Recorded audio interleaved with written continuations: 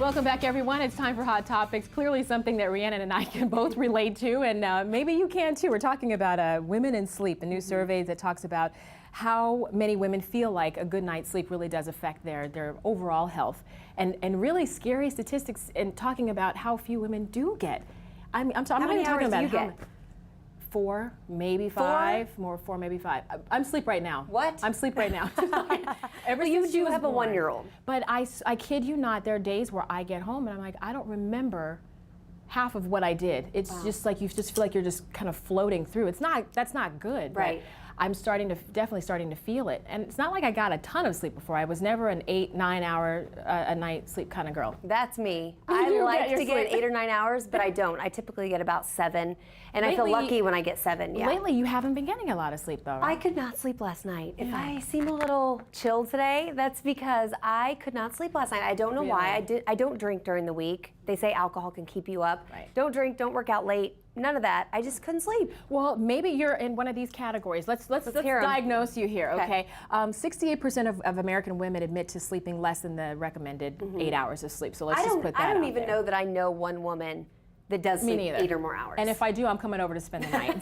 right next to you, figure out exactly what you're doing. But the top 3 factors are work and family-related stress, ailments like an allergy or a cold. That makes sense too.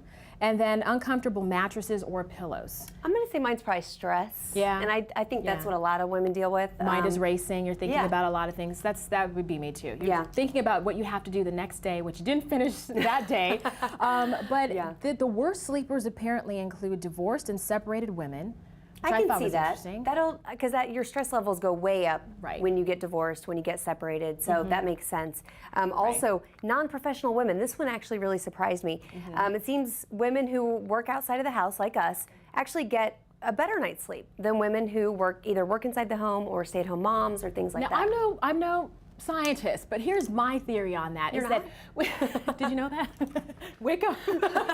I believe that it could be because your environment stays the same. If you're in your home quite a bit and you're not leaving the home, to go to sleep and feel like, all right, I can relax and go to sleep. You feel like you're in the same room over and over again. Your mind can't shut down. Whereas if you're outside of the home and you're working, you go home and your brain automatically tells you this is the bedroom, it's time to go to sleep. That makes sense. Have you ever been off, like if you're off on the weekends and you're at home and you've been in your room all day long and then you have to try to go to sleep? It's still playtime. I can sleep all day, every day on the weekend.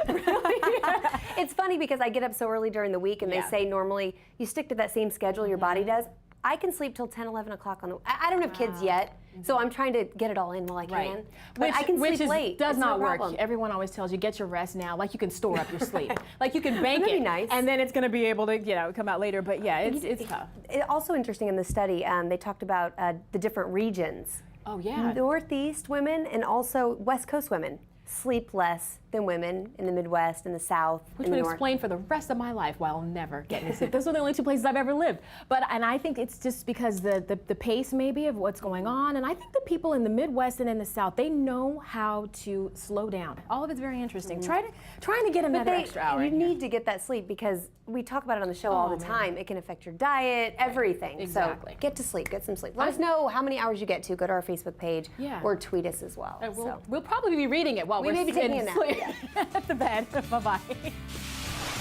Take a seat and relax. Better will be right back.